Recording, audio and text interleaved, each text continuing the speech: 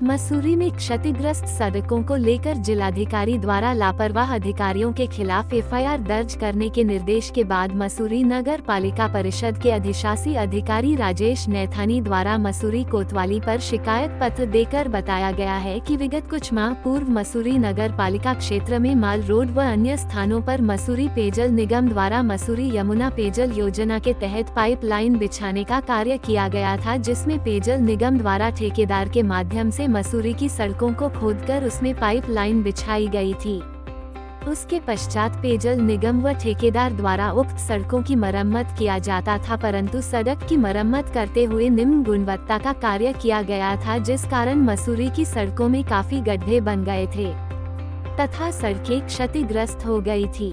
उन्होंने बताया कि कई बार इस संबंध में पेयजल के अधिकारियों को क्षतिग्रस्त सड़कों को ठीक करने का आग्रह किया गया, परंतु पेयजल निगम द्वारा उक्त क्षतिग्रस्त सड़क की मरम्मत का कार्य नहीं कराया गया, जिसको लेकर अधिशासी अधिकारी द्वारा मसूरी कोतवाली में पेयजल निगम के खिलाफ शिकायत का कार्यवाही की मांग की है।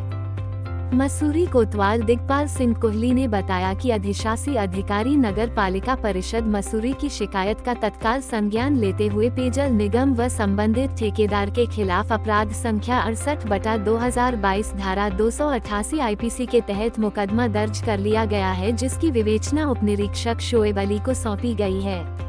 रिपोर्ट सुनील सोनकर, मसूरी।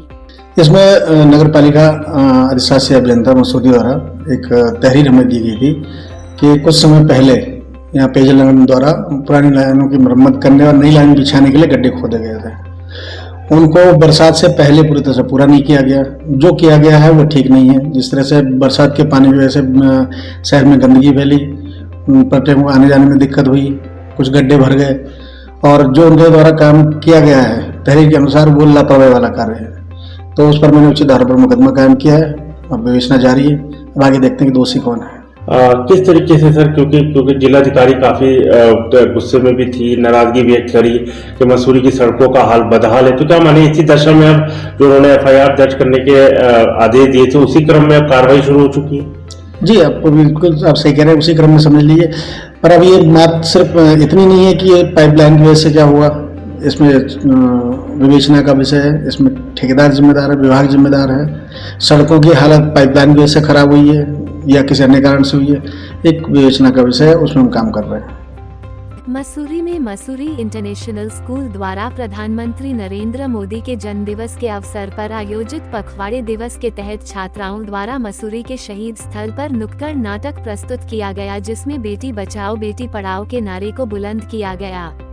छात्रों द्वारा अपने स्कूल से आउटिंग के लिए बाहर माल रोड में आए और उनके द्वारा मसूरी के शहीद स्थल पर लोगों को बेटियों को लेकर जागरूक करने के लिए नाटक प्रस्तुत किया गया।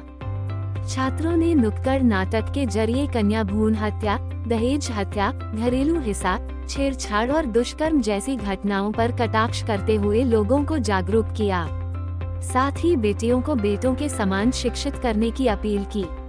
छात्रा ने कहा कि देश में लगातार बेटियों की संख्या घट रही है, जो कि चिंता का विषय है। उन्होंने बताया कि सरकार द्वारा बेटियों के लिए चलाई जा रही लाडली लक्ष्मी योजना, भाग्य लक्ष्मी योजना, कन्या जागृति योजना, नंदा देवी कन्या योजना और कन्या सुमंगला आदि योजनाओं की जानकारी दी। कार्यक्रम के अंत में छात्रों ने बताया कि प्रधानमंत्री नरेंद्र मोदी के जन्मदिवस के अवसर पर आयोजित पखवाड़े के तहत वह स्कूल से समय निकालकर लोगों को बेटी बचाओ बेटी पढ़ाओ के नारे को बुलंद कर रहे हैं। उन्होंने बताया कि आज के समय में लड़की लड़कों सके बराबर वो उसके ऊपर कार्य कर रही है। महिलाएं देश की सेवा में अग्रणी भूमिका निभा रही है। रिपोर्ट सुनील सोनकर, मसूरी। हमारे प्रधानमंत्री श्री नरेंद्र मोदी जी का जन्मदिन था।